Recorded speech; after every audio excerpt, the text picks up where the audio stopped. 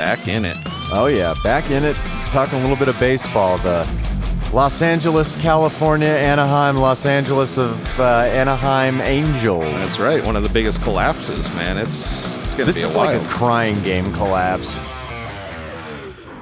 Welcome, everybody, to the Sports Experience Podcast. I am your co-host, Dominic DiTolla, alongside my co-host, Chris Quinn, and today we're talking a little baseball action. Yeah, we're back in the on the diamond with the 95, whatever city you want to put in front of them, Angels. Just call yourselves Orange County Angels. Oh, I like that. That just seems so much easier than adding and subtracting and maybe adding back in some names. But this is actually a really interesting team as far as kind of their rise as well as their epic collapse, which basically nobody talks about. And this isn't like, where back in the day some kid wanted his deadbeat dad back and he told Jesus to start fixing baseball games. And it's like, why don't you just pray for a new dad, Nancy? And then Christopher Lloyd shows up. And then it's like, cheers. Or Taxi, excuse me. Well, but I'll tell you what I found interesting about this team was there was two kind of thoughts with it, that they were absolutely overachieving for the first half of the season and then kind of were like, no, this is what the real team was. And the other thought was they just kind of lost it. Like a couple of guys got injured. We'll get into it. Yeah. And it's such an interesting and must have been heartbreaking. Oh, man. So that's kind of what I wanted to bring up. So in 1986, we kind of brought it up in that Mets episode. The Angels, that was the last time they had won a division title heading into 95. Yep. And they lost in heartbreaking fashion to the Red Sox in the 86 LCS. But from 86 to 94, they only had one winning season, which was in 1989, where they went 91 and 71. Yeah, they were the dregs. They never finished higher than fourth in any, or they never finished higher than fourth except for one season, and they finished last in the AL West in the strike-shortened 94 season. Yep. But what I wanted to bring up about that 94 season is, while they finished basically 21 games under 500, nobody in the AL West that season, including the first-place Texas Rangers before the strike, had a winning record. So this division is wide the fuck open going into 95. And the Angels kind of have a good, nice mix of young and old talent. Like, it's a really nice mix of young and old for a team in a wide open division managed by, what's his name? Marcel Lachman. Like, they can make a run because it's open. Oakland's kind of shitty after their big teams in the 80s. Seattle's young and talented, but they haven't put it all together.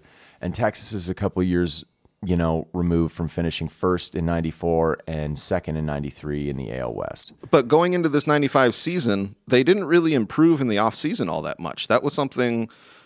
They made one good move, I think. They made one important move where they sent an underachieving outfielder, future World Series hero, and future pedophile, Chad Curtis, to the Detroit Tigers for veteran third baseman and utility man Tony Phillips, who just recently passed, but was he played like 7 different positions during his career, and he was a good veteran player. He had been on the A's World Championship team in '89. Like, that was the one move that they really made, but they had just a nice kind of core of players who came together and just started raking. Yeah, right off the bat. That was the other thing, was everything that I read was they were like, oh, this Angels team is just going to be at the bottom again. They're not going to really do anything. Even though, like you said, their division was wide open. It was just interesting because I think they lose their first game and then they go and win like 3 of 4, and people are like, oh, this team is like, they're ready, because you could just see the way they're winning games right off the bat. Well, and one of the things I wanted to talk about, especially about their batting lineup, they finished second in the AL in home runs. They were a very home run-driven team. They weren't about hitting and running and stealing bases, but you had a lot of pop in this lineup. And when I say they had a lot of pop, I believe 4 to 5 guys had over 20 home run seasons for them. And, this is AL steroid era ball. I mean, the only team who hit more home runs than they did in 1995 was that Indians team that won 100 of 144 games. Yep. So, I mean, they're good. They might have been the team who could have challenged Cleveland the most that year. But even though Cleveland was just far and away better than everyone that season. But well, I wanted to bring this up because they put power in the number 2 position, which they did, which was so uncommon in that era. So this is the thing I wanted to ask you about, was like in that era, the number 2 position was like your best hitter, not necessarily a power guy or someone that was gonna, he's gonna put the ball in play. Yeah, but I mean that's when you have Jim Edmonds hitting second, and he was a 5-tool player. And when you look, their outfield was the strength of this team, though. Okay. Because, granted, you have Jim Edmonds in center field, who had just an incredible season, 30 doubles, led the team in runs with 120, batting second, of course. Yep. 33 home runs, led team in RBIs with 107, and hit 290. Then in right field, you have Tim Salmon, who was the 93 Rookie of the Year, also with a lot of pop.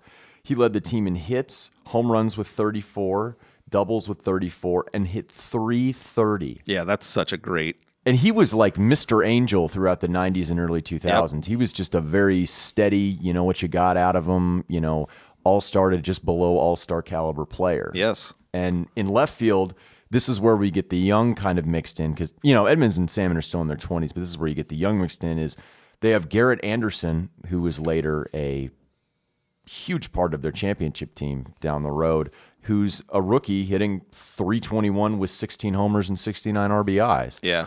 And you still have more pop throughout the rest of your lineup, because we had mentioned Phillips before, who was batting leadoff, playing 7 different positions. Yep. He had 27 home runs. 27 home runs from really his third base position and 113 walks, which means he's setting the table. Yes. I think his RBI numbers were kind of down a little bit. Like, I don't think he had more than, 60, 70 RBIs, but he had 119 runs. Yeah, he was the one scoring, not necessarily driving in. So you're basically averaging 120 runs between your top 2 hitters. And then at first base, you have former Arizona Wildcat and future Gold Glover, one of the best fielding first basemen probably of the 90s, in JT Snow. Yep. And he had largely a career year for them as far as 24 hitting, home runs, 22 doubles, 102 RBIs, and hit 289. Well, that's what's I find so interesting about this team, because they slump so hard in the end of the season, but everybody's numbers are so crazy that if they had kept going, they could have had a Cleveland style year. Well, and the big injury was one of the guys having probably his best season, and he made the All-Star team, was shortstop Gary DiSarcina, who hit .304 that season and really was a nice kind of table setter, either at the top or bottom of the lineup, wherever you wanted to put him. Well, and this was something else that I had read, was shortstops weren't really considered offensive machines at that point. No, it was all defense. And he was a Gold Glover. Yep. Hit, 307, and had 39 extra base hits, which at that time, because this is the pre-A-Rod, era of shortstops. So unless you're really Cal Ripken Jr., you're not hitting a lot of home runs from the shortstop position. And they came out and did a really good job as far as just how they started their season, because April and May, they go 20-13, because the reason I say April and May is the season really didn't start until the end of April because of the strike. Oh, okay, yep. They played 144 games that year. It was an abridged season, and they had, some wonky spring training for a couple of weeks, and then just said, go out and play. Baseball is back. Yeah. And they're up a half a game in the AL West by then. Then they dipped to 14-13 in June, and they were down only a game at 34-26. And then they were tied for first with Texas at the All-Star break at 39-30. And what I wanted to bring up, though, is because we talked about their hitters and everything like that, and they really had a great season as far as how they were able to score runs and put guys on base and just jack the ball out of the ballpark. Their pitching, as far as their starting rotation, was kind of lacking, and it does kind of end up costing them down the stretch. Well, they pretty much put all their eggs in, okay, if you guys are going to score 4 runs, we're going to score 6. Exactly. That's kind of what they were thinking, and then you're right, later on, it really costs them. Well, while Chuck Finley, who's one of theirs, they had really two main starters, both veterans, both really good pitchers, Mark Langston and Chuck Finley. Their ERAs that season were 4.63 for Langston and 4.21 for Chuck Finley. For their two starters. And they both won 15 games. I know. That's a testament to their lineup. And also, I did want to bring up their designated hitter, who was probably one of the most underrated power hitters of the late 80s through the mid-90s, Chili Davis. Oh, yeah. Brought him up in the Kirby Puckett episode. Yep. Switch hitting, just, power guy. Put him in the middle of your lineup. 20 home runs, 318 batting average, and 429 on base percentage. He was just a nice veteran cog that could hit, and they would switch it left, right, left, right, left, right. So like you could put him kind of wherever spots. Yeah. That's what they were saying is their batting lineup 1 through 6 was just so deadly. Yeah, because everybody could hit home runs at any time. Yeah, and I love that. It helps when the rest of your starting staff is a young Brian Anderson, and you have Sean Bosky, Mike Harkey, Mike Balicki. I think they even had Scott Sanderson, who was 38 at the time, trying to go in their staff. Yeah. So they were more geared towards knocking it out of the ballpark and hopefully getting it to their bullpen, because their bullpen was actually pretty darn good. Yeah. They had not only, Hall of Famer Lee Smith as their closer, who did a pretty terrific job for them. I think he just made the Hall of Fame this year. But Bob Patterson, Mike Butcher, and Mike James, all in 148 games between the three of them as middle relievers and stuff. 14-3, 168.1 innings pitched. And you also have as your setup man and future closer for that World Series winning team, Troy Percival. Oh, yeah. Coming in the 8th inning. He's, in his early to mid-20s. Yeah, okay. Granted, you have Lee Smith, who's still effective and headed to Cooperstown, but he had a 1.95 ERA, which is so high. Absurd. And Smith had 37 saves. I'll tell you what, it's high for a winning ball club. Yeah. That's what's so crazy is the amount of runs that they were able to absorb. Yeah, and that it's reflected in their pitching in terms of their pitching stats. Yep. As far as just like, look, we just have to batter down the hatches for the first maybe 7 innings, and we'll outlast them. Score more runs. Yep. And then we'll kick it over to our middle relief, Percival and Smith, and hope everything goes okay. Yeah. Like that's kind of seems to be the mentality. Which it makes for fun baseball. I'll say that. And this is like the way this team is constructed. This is a mid-90s baseball team in the American League. Yeah. This is just like 7-5 every night, or 3 home runs. And it's very, very much the kind of baseball that is appealing, even though small ball, when you get into it and you're into baseball, it's awesome. There's just something about that dinger. That one night stand, you know what I'm talking about. Yeah, like in the AL, they were 10th in runs allowed, 9th in earned runs, gave up the 4th most home runs. I mean, this is kind of, like I said, batter down the hatches and try and get it to your relievers and Smith, But they get hot after the All-Star break. Yes. They get really hot, and everybody just starts raking. And I wanted to bring up a quote by Gary DiSarcina, who I had said he had a thumb injury, I believe. Yeah, I think he tore something in his thumb. Tore a ligament in his thumb. He had said, we had a group of guys having above average years. When a team goes on a roll like that. Hey, everybody. Just want to take a quick break to let you know that our Sports Experience podcast is brought to you by Angle Studio here, and they're here in Tucson for all your recording needs. But one of the quotes from Gary DiSarcina where he said was, we had a group of guys who were having above average years, and it was a joy to be a part of it. Yeah, and that sums up their season.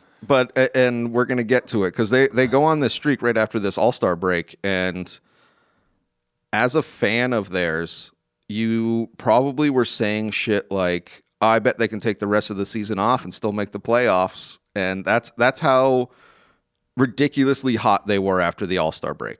Yeah, they had an 8-game winning streak peppered in, so they go from 39-30 to 56-33, which means they go 17-3 after the All-Star break. And they are just completely they've completely pulled ahead because Seattle at this time, if you don't know, had lost Ken Griffey Jr. in May to a wrist injury. He missed quite a chunk of the 95 season. Yes. Texas is kind of just hanging around. They're a little bit mediocre, not ready to necessarily compete yet before they win 3 of the next 4 AL West titles. And Oakland's in the basement. So everyone's assuming oh my gosh, the Angels are doing pretty well. Well, their biggest leads that I saw, they were 11 games up on the Rangers at one point, and they were 13 games up on Seattle. Yeah. Mm-hmm. Which you have to, like I said, as a fan, you're just no, we'll just take the rest of the season off. And then they kind of did. Yeah, and they were 10.5 games up, 64-38. But then they go 3-6 over their next 9. Yep. They're still up 8.5. On August 24th, they're 67-44, still in first place.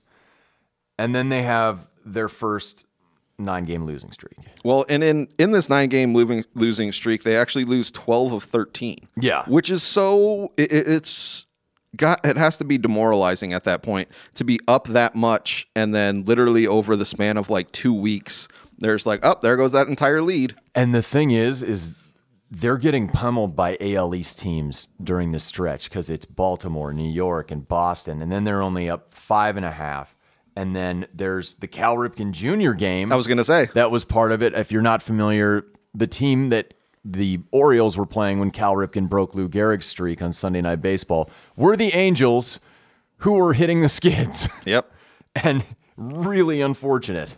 So they break this one losing streak, this one 9-game losing streak, and then pretty much just go on another 9-game losing streak. Yeah, they win 4 of their next 5, and they're still up 6. Then they lose 9 more in a row.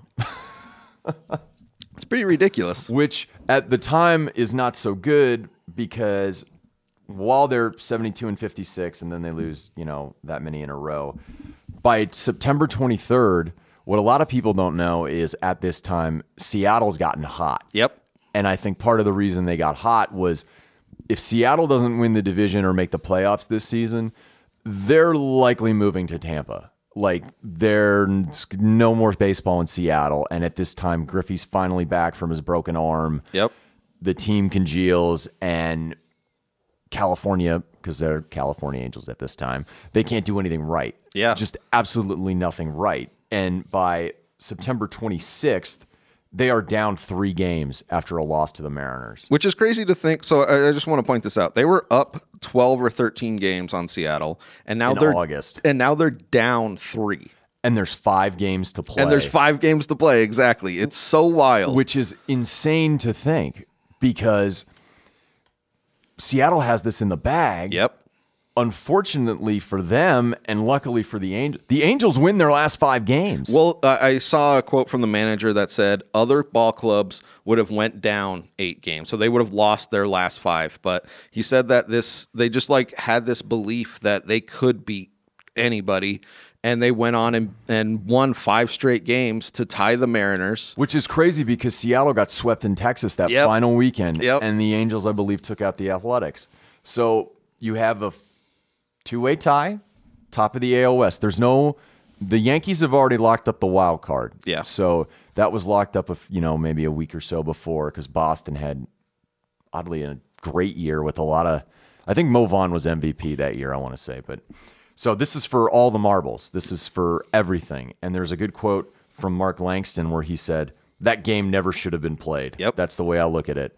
And what's funny about Mark Langston, he's the guy that takes the hill. On October 2nd, 1995 in Seattle, 52,000 tickets were sold in 18 hours. And it's Langston versus Johnson, Randy Johnson. And that's the thing that people were saying was because I think Johnson won the AL Cy Young that year. That was Randy Johnson was good in 93 and 94. But he was dominant in 95. 95 was the first season where you saw everything kind of come together for Randy Johnson, which is crazy considering I think he was 30 years old. Mm-hmm. And I don't know if you had seen this or had watched the game or know anything as far as trade baseball history, between Mark Langston and Randy Johnson? No, I don't know. So in 1989, the Montreal Expos are thinking they can compete for the NL East title. They need to bolster their starting pitching staff. The Mariners are a goddamn shit show. I think their only good player, I think this was Griffey's rookie year. Okay. But their only other really good player not named Harold Reynolds was a pitcher, a starting pitcher named Mark Langston. Montreal wants Mark Langston. Montreal wants to get in the pennant race. Seattle's in the AL West basement. The Mariners send Mark Langston to the Montreal Expos for a whole slew of pitchers. And one of whom is a 6'10 fireballer who's kind of like Ricky Vaughn, only a lefty, Randy Johnson. Yep. They had been traded for each other before, and longtime Mariner throughout all those bad teams when they can first make the playoffs. They had never made the playoffs before. Mark Langston has to pitch against them in the Kingdome. That is so awesome. I love that little spider web. I thought you might have you might have seen it, but yeah. Oh God, because I know how much you love those spider webs. Yeah, but, so plan a game at the Kingdome. And I want to say this because it was a great pitcher's duel for like 7 innings. And Randy Johnson had a perfect game through 5 2/3. Yep. You could tell after that first inning, and it's kind of shitty for Seattle, although they come out all right in the division series. It still screws them because they have to use Johnson in relief in Game 5, but they had to waste Randy Johnson in this playoff game instead of starting him Game 1 at Yankee Stadium. Yep. And I don't know what that would have meant as far as, oh, well, the Angels waste Langston. They're just going to try and pummel New York hitting home runs. But the way that they got to that point as far as through the game, even though it's a pitcher's duel, Johnson's just mowing everyone down with power. Like, none of the guys are catching up. Like, you can tell in that first inning, he's just annihilating people. Like, they have no answer. There's no power in the lineup. There's like all the power in the lineup is just sapped. Yeah, well, they can't even get the bat on the ball. That's why when we talk about like when a pitcher really gets dominant, it's almost like the ball like transports to the other side of the plate. And that's what kind of Randy Johnson was doing. And like you said, he was perfect through 5 1/3 or whatever it was. 5 2/3. 2/3. So he had a perfect game going. Yeah. And Langston is kind of finessing Seattle. Yes. Seattle, for whatever reason, up until basically the bottom of the 5th, Langston had 2 inning-ending double plays before then. He's putting guys on base, but he's getting out of jams. Yes. And while Seattle gets up on them 1-0 up until the bottom of the 7th, that's when the wheels start falling off for the Angels. And I saw something that was so interesting was the Angels thought that this game was going to go the exact opposite way. So they kind of were hedging like, we're probably not going to score a lot off Randy Johnson, but once their relief comes in, that's when we're going to start raking. And it literally was the exact opposite. No, because he just kept getting stronger as the game went on. Yep. Which, I mean, I'm sure Lou Piniella would have liked to have gotten like a 5-run lead in like the 7th or 8th inning and been like, okay, Randy, we can manage. Yeah. But he had to keep and Johnson, you could tell the moment for him was just like, and you feel so bad for these Angels hitters, like especially their power hitters, just going up there like, oh my God, they looked hapless. Yeah. That's what I loved watching Randy Johnson pitch because you're right, he overpowers. It was like mean because these guys are all-star. These guys are hitting 20, 30 plus dingers. They look like little leaguers. Yeah. And through no fault of their own. Randy Johnson's in the Hall of Fame, let's be honest here. But in the bottom of the 7th is when the wheels fall off. Yeah. Langston gives up a single to Mike Blowers. Tino Martinez on a sac bunt is safe because the pitcher kind of fucks it bobbles up. It. Yeah, kind of bobbles it. Dan Wilson is out on a bunt to get 2nd and 3rd, and then Joey Cora gets hit by a pitch, and you load the bases with 1 out. And then Luis Sojo, who was like a utility infielder later on all those Yankees World Series teams, he hits it's not like Mookie Wilson where it's kind of like a slow roller. Like he makes decent contact, but he just puts the ball past JT Snow. He goes the other way because he's batting righty against the lefty Langston. Yep. Gets it past Snow down the first baseline. And at the Kingdome, you didn't have the bullpens back behind the fences. You had them on the sides. Oh, yes. Down the foul lines. the ball kind of rolls past Snow and skitters into the bullpen under the bench. And granted, while there's one out, when you see Snow not able to get to the ball, everybody's just running. I'm sure. And what ends up happening is Blauer scores, Martinez scores, Cora scores, and Langston catches the cutoff throw to try and get Cora, fires it back behind Andy Allenson, the catcher, and Soho comes all the way around to score. Yep. Not an inside the park grand slam. I think I forget if they scored it a double and 2 errors. Okay, yes. But there's that iconic shot after Soho scores because Langston has to back up the play so the catcher gets the ball and he's covering home plate. Soho scores, and then Langston is just sitting down with his head in between his crossed arms, and you could just see the dejection because you went from being 1 down to Randy Johnson where, you know, maybe some guy tattoos 100-mile-an-hour fastball, makes decent contact to tie it. Now you're down 5-0 with 6 outs left at your disposal. And people were asking, like, should he have been taken out on that 7th? But, like, it's always with that hindsight, you know, like, because he really did make some errors in that inning and pretty much closed the game out right there. I mean, it's so hard to think that they would make a comeback against Johnson. Yeah, it just wasn't there, which is so unfortunate for this team because I think they would have beat the Yankees. I would have loved to have seen them play the Indians, but at the end of the, you know, the bottom of the next inning, Seattle scores 4 more runs. Yeah. And it's 9-0. Not even a Tony Phillips home run in the bottom of the 9th with nobody on base can bring them back. And they lose 9-1. And for basically the next 6 seasons, or basically the next 5 seasons, everything just kind of spirals down. Yep. Like, they're not god awful, but they're not what they could have been. Yeah. Until 2002, when they eventually win the World Series with guys like Tim Salmon, Garrett Anderson, Troy Percival. Like, you still have, you know, some guys from that era who were coming up that proved to be very important players down the road. Well, that's kind of like the question that I had with this was this team overachieving, or did they just kind of lose it at the end because they weren't necessarily deep enough to sustain a couple of injuries? I would say that they were overachieving, but not to the extent of what people say. Okay. I mean, they were up 26 games over 500. Yeah, that was my take. In the middle of August. Yeah. They should have had this division locked up. Yep. It just took a miracle run by Seattle to even make this happen. Yeah, it was a miracle run by Seattle and a horror run by the California Angels. So it was. This is a collapse that nobody even brings up anymore. Yeah. The only people who probably bring this collapse up are Angels fans who don't want to remember it, and Mariners fans who are like, thank God for multiple 9-game losing streaks. Well, I saw it's statistically the worst collapse a baseball team has ever had. Like, not even the Mets can do that. Yes, I know. Dave, shout out. Sorry, Dave. But yes, 95 California Angels. If you would like to learn more, just go on to YouTube and do some research. It's a pretty fascinating team. Hey, everybody. This is just a stock message at the end of every episode. We hope you enjoyed whatever athlete and or team that episode was about.